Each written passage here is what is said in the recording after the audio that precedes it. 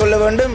எங்களுடைய மட்டக்களப்பு மாவட்டத்திலே மண்முனை தென்னிருவு பெற்று பிரதேச சபையுடைய தவிசாளர் கௌரவ மேகசுந்தரம் வினோராஜ் அவர்கள் இந்த அரசாங்கம் நுண்கடன் கொடுக்கிறவர்களை கட்டுப்படுத்துவதற்கு கொண்டு வந்திருக்கிற திட்டங்களை விட அதிகளவான திட்டங்களை தன்னுடைய பிரதேச சபை கட்டளை சட்டத்தின் கீழே கொண்டு வந்திருக்கிறார். அதாவது அவர் அந்த பிரதேசத்திலே சில கட்டுப்பாடுகளை கொண்டு வந்திருக்கிறார். இந்த அரசாங்கத்தை விட அவருடைய செயல்பாடு இருக்கு. இந்த சபையிலே நாங்கள் வெறும் கதிரைகளிடம் தான் கேட்கணும். அப்ப அந்த வகையிலே மக்கள் வெறும் கதிரைகளை பாராளுமன்றத்திலே வைக்கிறதுக்கு தான் 3/2 பெரும்பான்மை இந்த அரசாங்கத்துக்கு வழங்கியிருக்கு. நன்றி. மிக முக்கியமா இன்னொரு விடயத்தை சொல்ல வேணும். இன்று விவசாயிகள் மிகவும் கஷ்டத்துக்கு மத்தியிலே வாழ்ந்து கொண்டிருக்கிறார்கள். இந்த விவசாயிகளுடைய பெரும் பிரச்சனை ஒரு பக்கம் இருந்தாலும் கூட இன்று நான் நினைக்கின்றேன் அரசாங்கம் கொழும்பு மாவட்டத்துக்குள்ளே கம்பா மாவட்டத்துக்குள்ளே எரிபொருள் தட்டுப்பாடு வராத வகையாக உங்களுடைய எரிபொருள் நிலையங்களுக்கு எரிபொருளை அனுப்பி கொண்டிருக்கிறீங்க. ஆனால் வடக்கு கிழக்குலையும் சரி மலையத்திலையும் சரி நான் அறிந்த வகையிலே இப்பவும் தேவையான எரிபொருள் எடுக்கிறதுலே சில இடங்களில் தட்டுப்பாடு இருக்கு.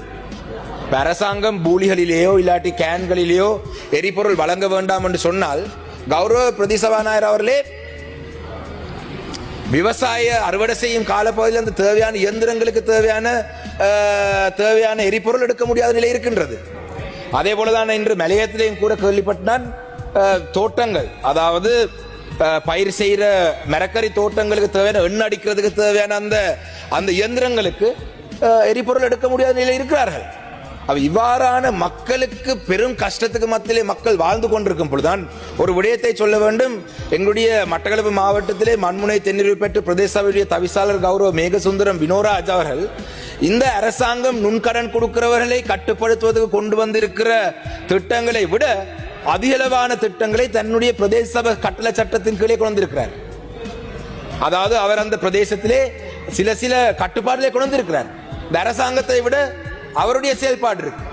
அதே போலதான் இறுதியாக ஒரு விடயம் நான் நினைக்கின்றேன். இந்த தோட்ட தொழிலாளருடைய சம்பளம் விவகாரம் தொடர்பாக சம்பளம் அதிகரிக்கப்பட்டதாக சொல்லப்பட்டது. சம்பளம் வழங்கப்படுவதா இல்லையான்றது எனக்கு தெரியாது. ஆனால் கௌரவ பிரதி சபாநாயகர் அவர்கள் இன்று முன்வரிசையிலே ஒரு அமைச்சர் கூட இல்லை, 2வது வரிசையிலே ஒரு அமைச்சர் கூட இல்லை. நாங்கள் யாரிடம் கேள்விகளை கேட்கிறது? இது இன்று sir, so you also answer. Tell me why no minister in the front row is there. අද ඉදිරි පෙළ අපිට ප්‍රශ්නයක් අහගන්න මගේ මේ 3 වෙනි කතාව මයික්‍රෝ ෆයිනෑන්ස් බිල් එක ගැන පැහැදිලි කරගන්න කිරීමක් කරගන්න ඉදිරි පෙළේ ඇමති කෙනෙක් නැහැ. දෙවෙනි පෙළියෙත් ඇමති කෙනෙක් නැහැ. 3 වෙනි පෙළියේ එක්කෙනෙක් එක ඇමති කෙනෙක් ඉන්නවා. එතකොට අපිට මේ සභාව තුළ අපිට අවශ්‍ය මයික්‍රෝ ෆයිනෑන්ස් බිල් එක ගැන